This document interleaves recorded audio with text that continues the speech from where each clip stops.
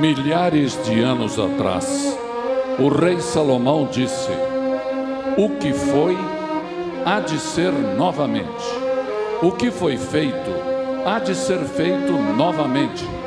Não há nada de novo debaixo do sol. Então, continuamente vivenciamos conflitos que já aconteceram antes.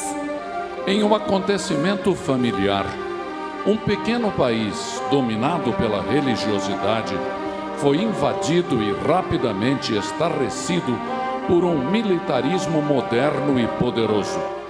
Os vitoriosos trouxeram consigo um sistema avançado de justiça, cultura e crenças. Mas bandos de extremistas religiosos promoviam constantes ataques aos ocupantes. Sobre a ameaça de guerra futura, os líderes religiosos concordaram em manter os radicais sob controle e uma paz incerta começou.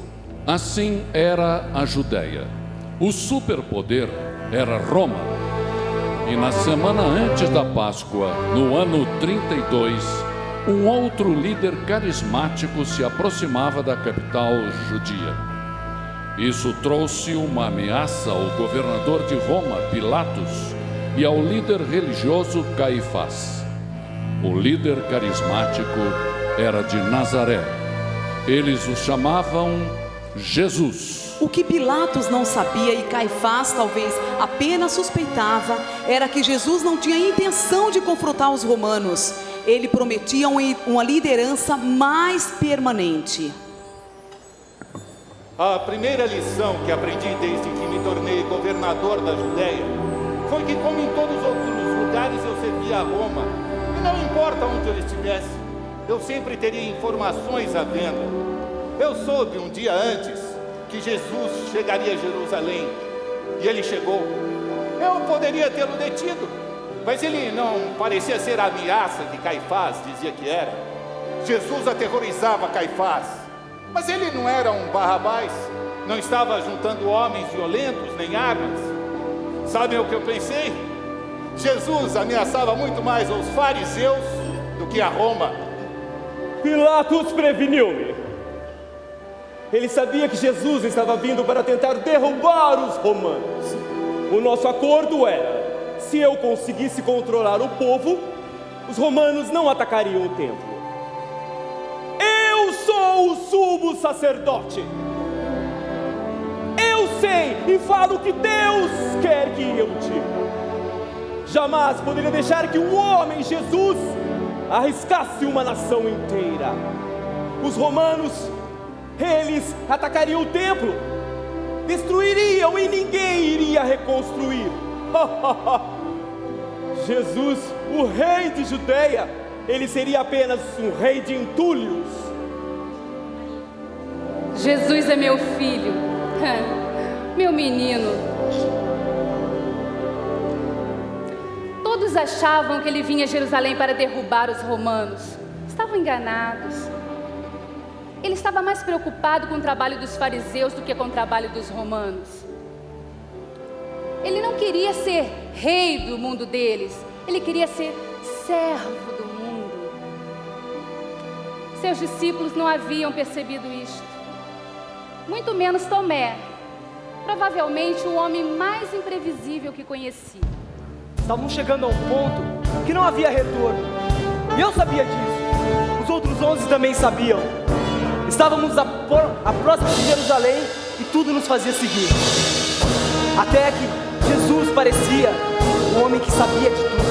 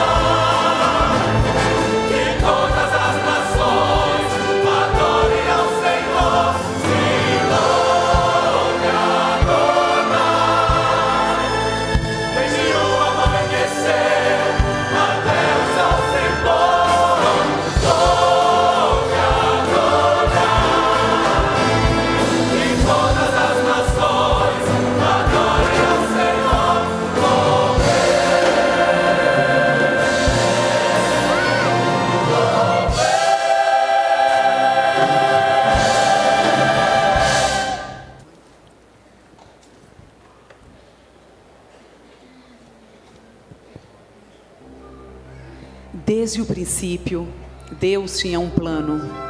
O problema era que os homens tinham seus próprios planos. Pilatos tinha seu plano de manter a ordem na Judéia. Caifás tinha seu plano de manter seu poder em Jerusalém. O plano dos discípulos era governar com Jesus em seu reino. O povo da Judéia não tinha nenhum plano, eles só tinham sede pelo seu Messias. Mas dessa vez, todas as perguntas, todo medo se transformava gradativamente em gritos de alegria do povo. E era isso que esperávamos. A multidão foi iludida. Eles estavam agitando os romeus, eu tinha que controlá-los. Eu nunca vi uma manifestação como esta. Eu nunca havia ficado tão feliz com meu filho. Ah, se Jerusalém o tivesse conhecido realmente, já teria o saudado com seu louvor muito antes disso. Eu não podia crer nas multidões. Eles saudavam, se alegravam com o Senhor.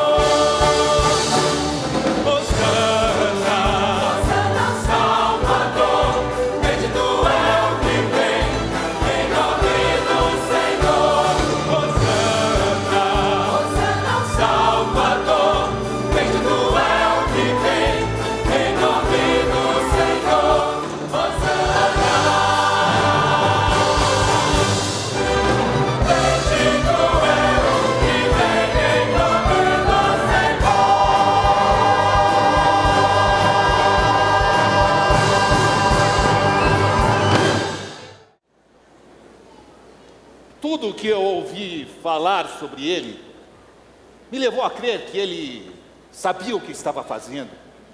Ele era um homem inteligente, portanto, estava ultrapassando os limites. E o conflito com o Sinédrio seria inevitável, uma vez que ele retornou a Jerusalém. E ele sabia disso. Jesus não tinha ideia do que fizera ao retornar. Nós não o condenamos. Ele o fez com as suas próprias palavras. quando profanou o templo, expulsando os cambistas com violência, violou o sábado curando e trabalhando numa lavoura.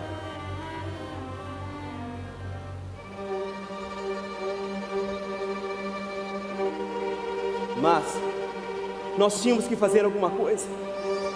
Jesus veio com toda a autoridade e Deus nos deu responsabilidade por esse povo ignorante e ganancioso. Sim, Jesus não é o nosso rei. César é o nosso único rei.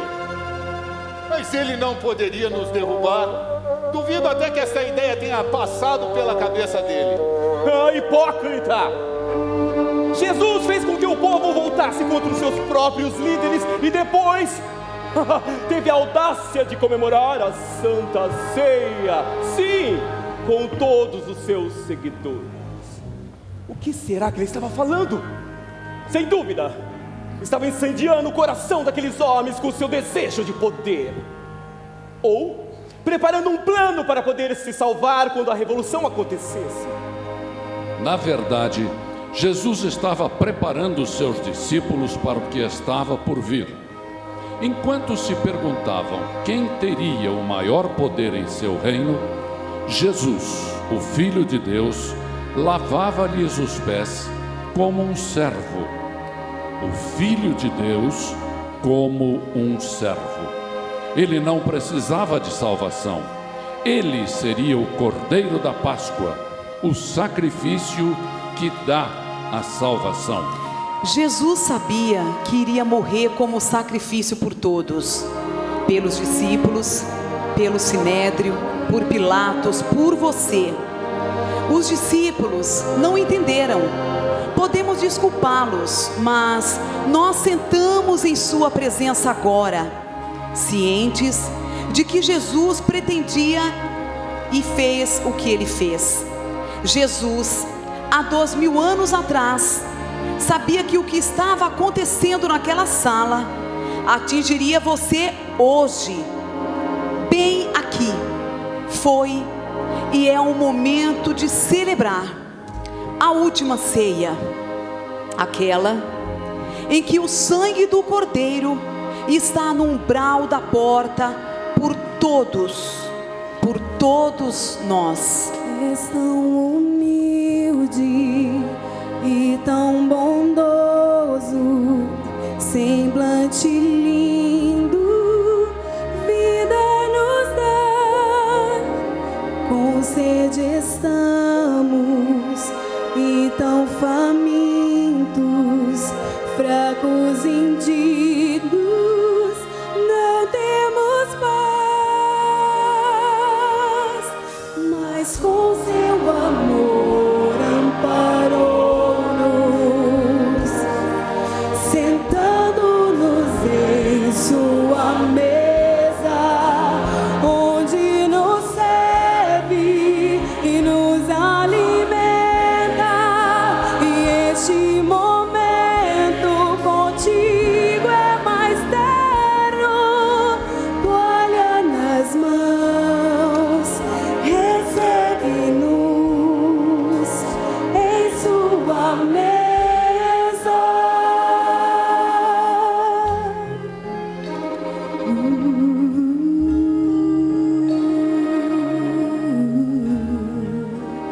És tão humilde e tão bondoso, semblante lindo, vida nos dá. Com sede estamos e tão famintos, fracos, indignos, não temos paz, mas com seu amor amparou-nos, sentando-nos em sua mesa, onde nos serve e nos alimenta. E este momento contigo é mais terno. Amor amparou-nos, sentando-nos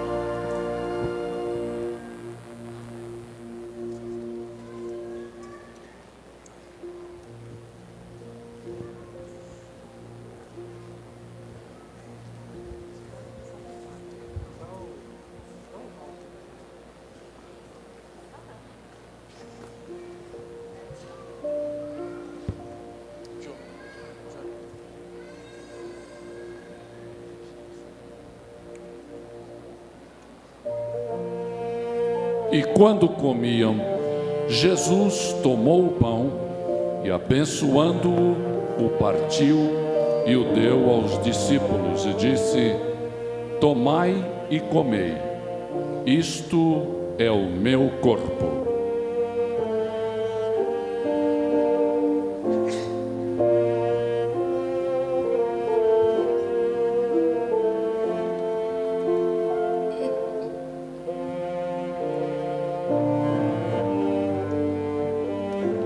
Então Jesus deu a seus discípulos a oportunidade de serem os primeiros a beber do cálice que representava o perdão no seu sangue.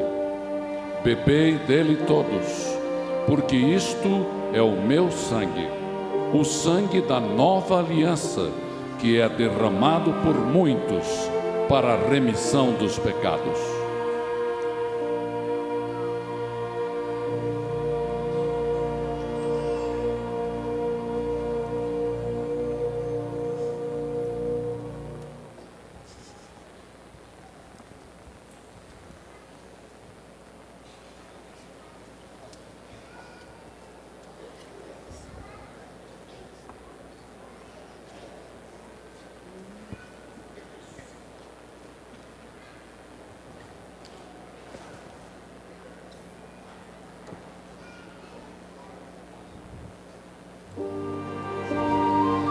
Eu não acho que foi porque ele acreditou demais nas pessoas.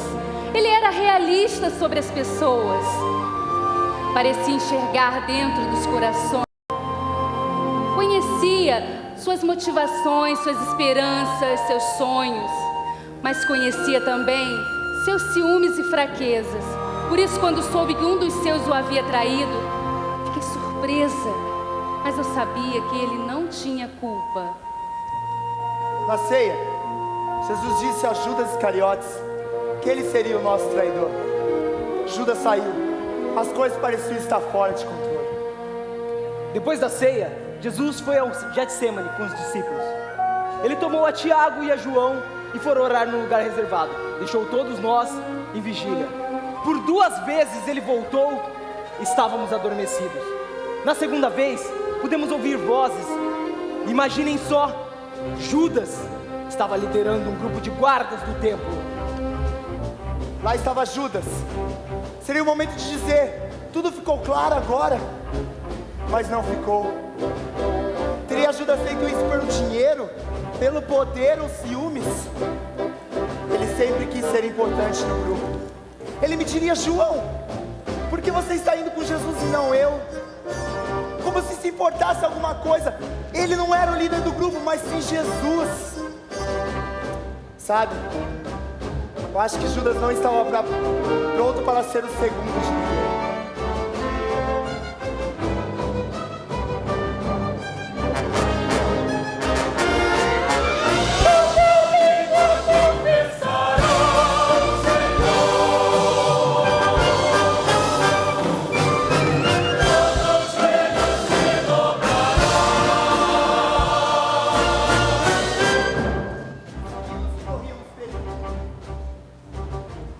Eu sempre soube que deveria estar pronto para morrer com Jesus. Mas quando os guardas se aproximaram, ficamos com medo e fugimos. É que sentimento horrível. Não fizemos nada por ele.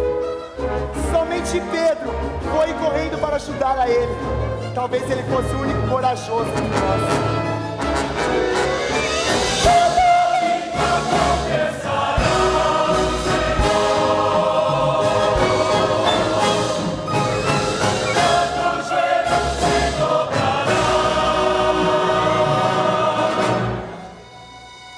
Quando somos infiéis, Jesus é fiel. Na noite que foi preso, Jesus foi abandonado por todos aqueles que o seguiam. Ao invés de abandonar tudo, ele continuou em direção da cruz. Às vezes, é mais fácil acreditar que ele morreu pelos romanos do que acreditar que ele morreu pelas pessoas que prometeram suas vidas e honra para segui-lo e depois vê-los trair a Jesus, negá-lo e fugir. E eles o trouxeram a mim, a mim, como se eu tivesse alguma coisa contra Jesus. Não, eu não tinha nada contra Jesus. Eu não conseguia ver nada nele que contrariasse as leis romanas. Não. Os fariseus, sim, queriam uma morte política e rápida. Mas não. Havia algo incomum naquela situação. Vários soldados daquela cidade, até um centurião romano, acreditavam que Jesus era quem ele dizia ser. Até mesmo a minha esposa, ela teve um sonho. Ela me disse para não fazer nada com ele. Ela disse que ele era inocente e justo. O que eu poderia fazer?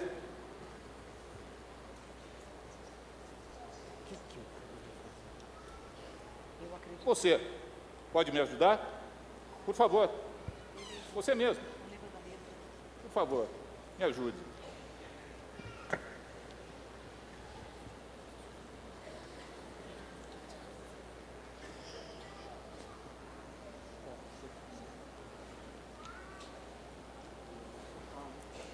Pode.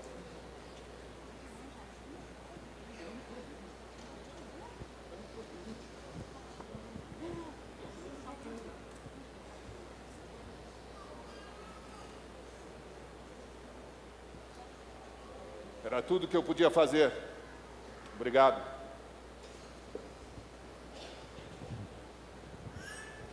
E ela me disse que ele era inocente e justo.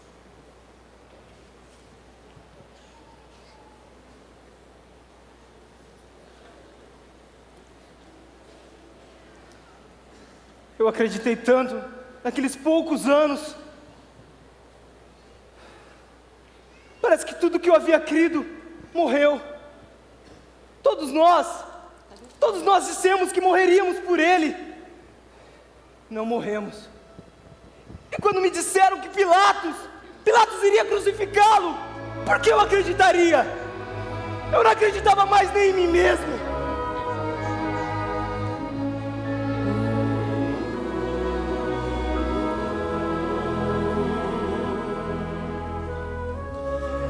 Este amor que cura corações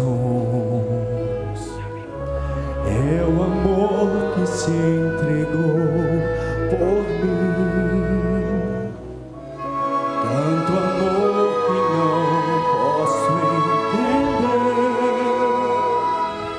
É o amor de Deus.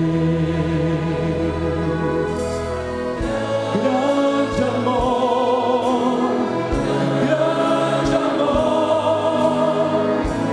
eterno sacrifício fez por nós. Grande amor,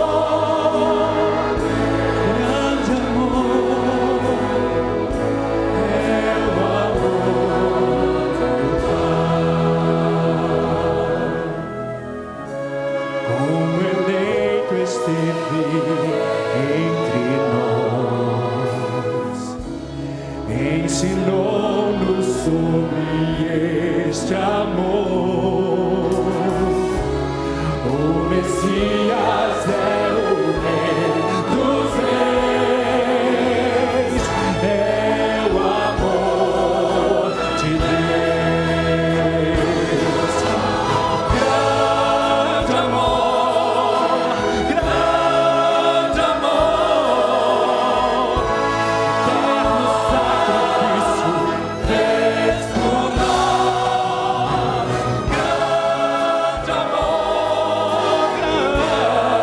Grande amor, é o amor do Pai. Alto preço sim pagou por nós, ensinou-nos sobre este amor. O Messias é o Rei dos Reis, é o amor, é o amor, é o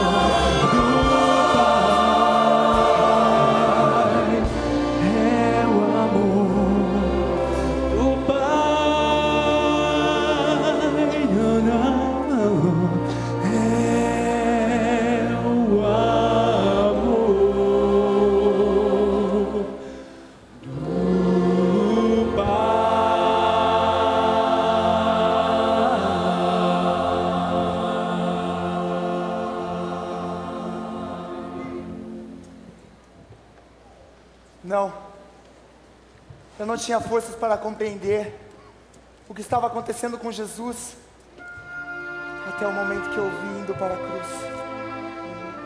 E quando eu o vi lá, eu não pude suportar. Será que ele falaria comigo? Será que ele olharia para mim? Será que ele cuspiria em mim? Mas sabe o que ele fez? Ele me pediu para que eu cuidasse de sua mãe. E Jesus morreu, o cordeiro da última Páscoa. Um cordeiro que foi dedicado para a sua morte. Um cordeiro que lutou com cada grau de intensidade de sua força para alcançar a base da cruz, onde o seu sacrifício seria completado. Não tinha culpa, mas sabia que assumiria a culpa por todos os males já cometidos ou que viriam a ser cometidos. E sabia que pagaria o preço por todos os pecados, todas as dores que o homem já provocara. A justiça manda que um preço seja pago, mas Deus pagou o nosso preço. Uma vez que Deus deu a liberdade aos israelitas, usando o sangue de um cordeiro, o mundo esperava que Deus desse a liberdade a todas as pessoas novamente, através do sangue de um cordeiro.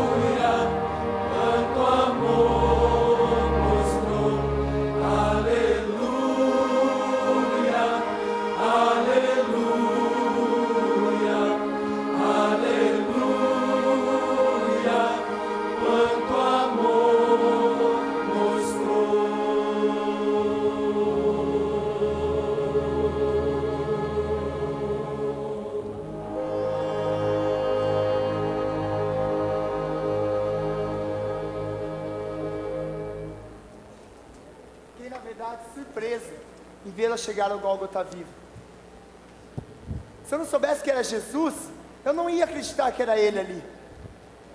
Ele estava totalmente irreconhecível, ensanguentado, desfigurado, inchado pelas chicotadas. Como alguém poderia fazer isso a uma pessoa? Sentimentos terríveis caíam sobre mim. Eu estava em pânico, com a ideia de ver meu filho morto em minha frente. Tinha certeza que vê-lo morrer me mataria também. Mas no fundo eu sabia que tinha que estar lá. Eu estava ali com ele desde quando ele nasceu. Fui a primeira a segurá-lo, aquecê-lo, segurar suas mãozinhas quando criança e tinha medo. Pôr a mão na sua testa quando estava doente. Portanto, acontecesse o que fosse, eu tinha que estar lá.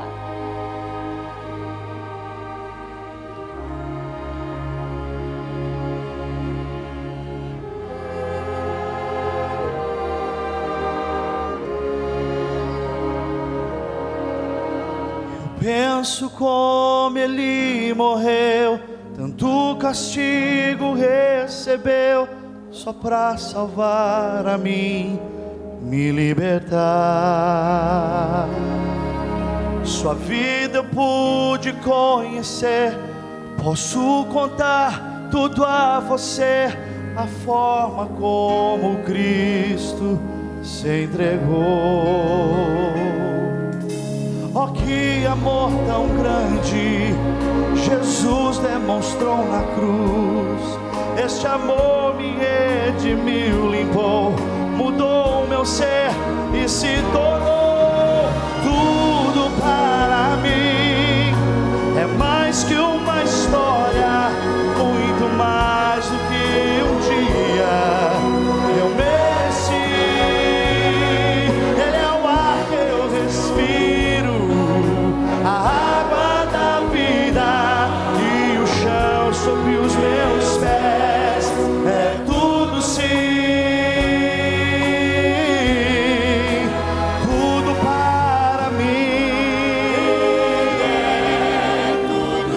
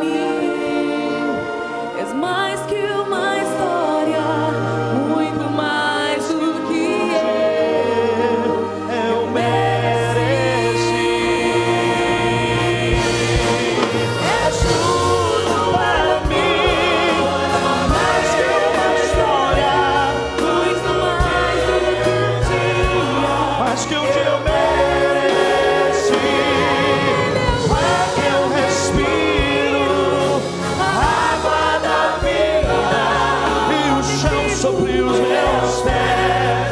És tudo sim, és tudo pra mim, Jesus. Tu és tudo pra mim, tu és tudo pra mim,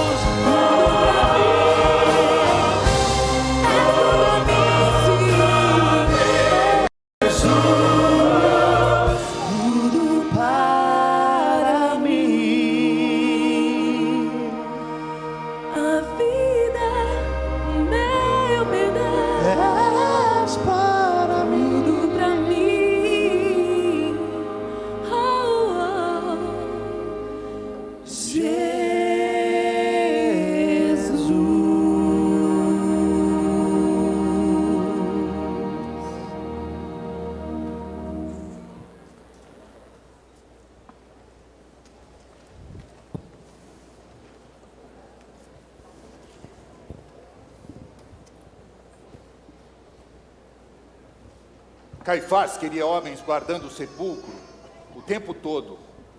Ele espalhava rumores de que os seguidores de Jesus iriam roubar o corpo. Mas o que eu acho mesmo é que Caifás temia que Jesus fosse ressuscitar dos mortos. O segundo dia, sábado, estava tranquilo. Com Jesus morto, tudo estava calmo e a nossa autoridade era respeitada novamente. Precisávamos só mais de alguns dias e aí então nós poderíamos provar que ele era uma fraude. Poderíamos proibir qualquer tipo de manifestação em seu nome, simplesmente mostrando a eles o seu corpo. Não sabíamos se eram os romanos ou se era o Sinédrio que viria atrás de nós depois dessas coisas. Eu vagava para lá e para cá, aterrorizado com a ideia de que nos matariam e temendo se não nos matassem. No terceiro dia, enviei meus soldados ao sepulcro. Eu recebia notícias diárias dos guardas, mas naquele dia não os encontraram. E o sepulcro estava vazio. Pensei que os soldados estivessem mortos, ou nas mãos das pessoas que roubaram o corpo.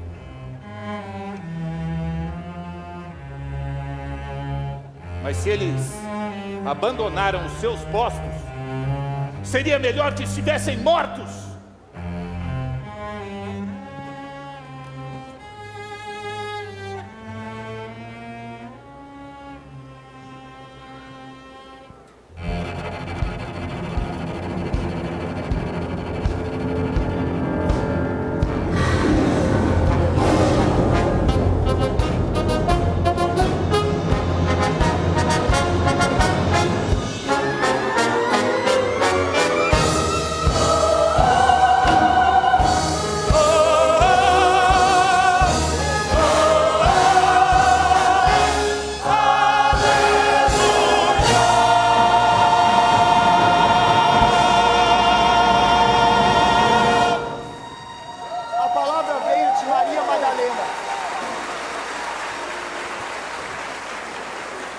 A palavra veio de Maria Madalena. O sepulcro estava vazio.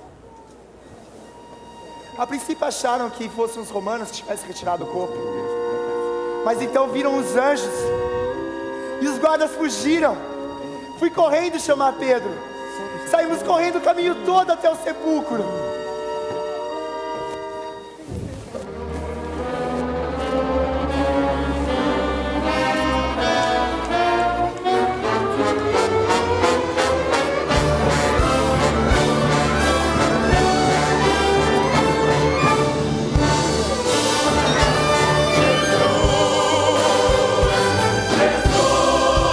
Já ressuscitou, minha vida limpou.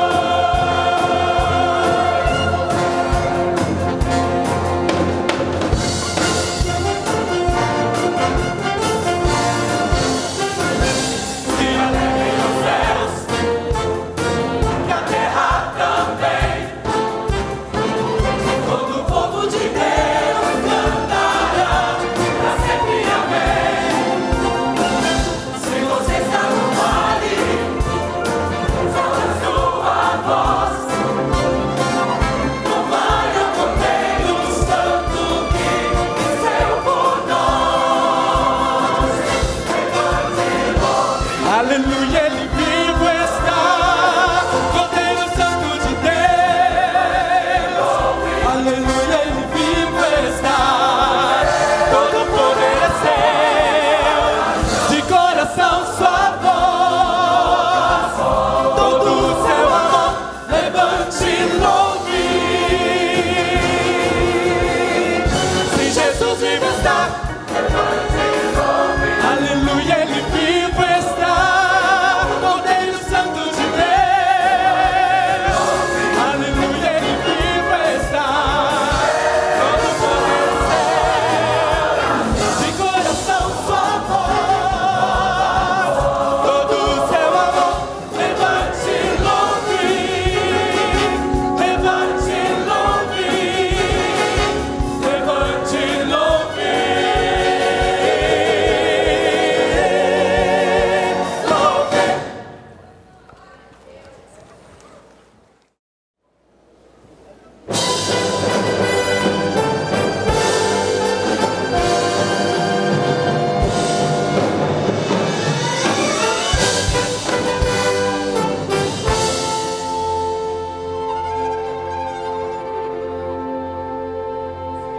Jesus estavam espalhados pelas cidades, trancados em quartos, temerosos de sair, chorando, derrotados, vencidos.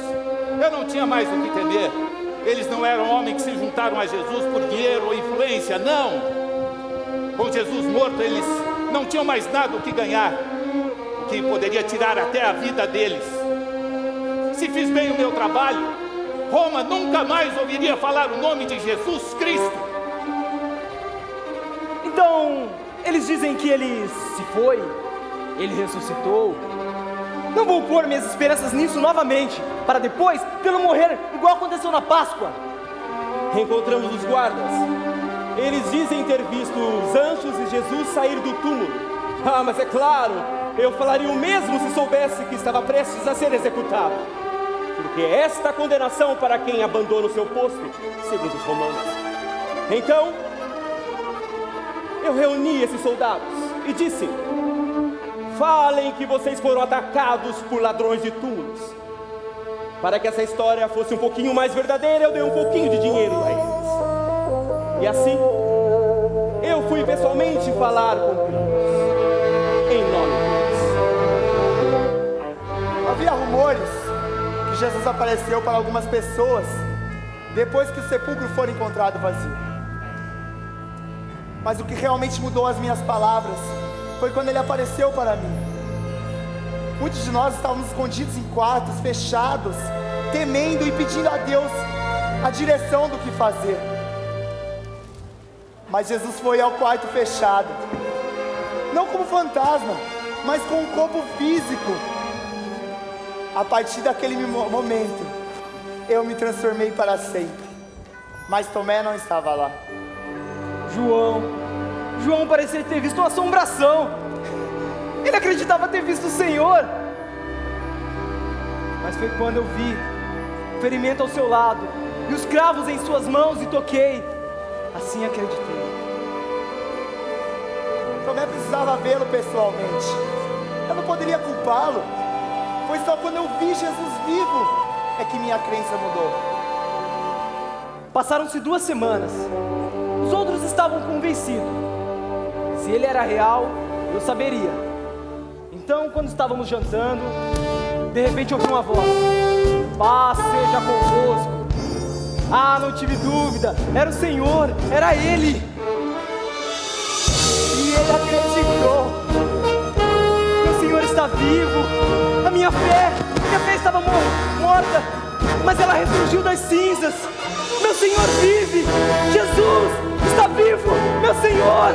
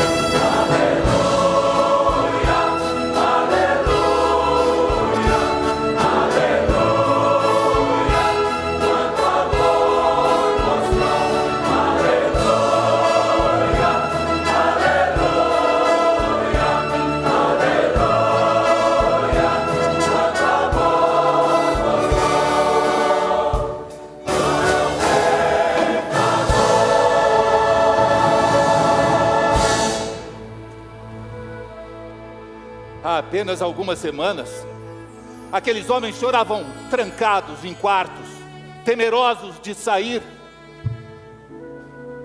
Mas agora, depois que souberam dos relatos das aparições de Jesus, eles se transformaram. Disseram que ele estava na Galileia, e os 11, todos, correram para lá. Não tinham mais medo, tornaram-se audazes. Pela primeira vez na minha vida, pareciam que aqueles homens não temiam mais a morte. E o que havia se transformado em desespero, transformou-se agora numa fé inabalável, receio que Roma terá que ouvir falar o nome de Jesus Cristo. Roma foi o primeiro poder mundial a ter contato com Cristo. Foi também o primeiro a se converter ao cristianismo. Em menos de um mês, os discípulos estavam pregando audaciosamente o Cristo ressuscitado, sem medo da morte. Mas no final, com exceção de apenas um, todos os discípulos foram mortos em nome de Jesus. O que os fizeram mudar?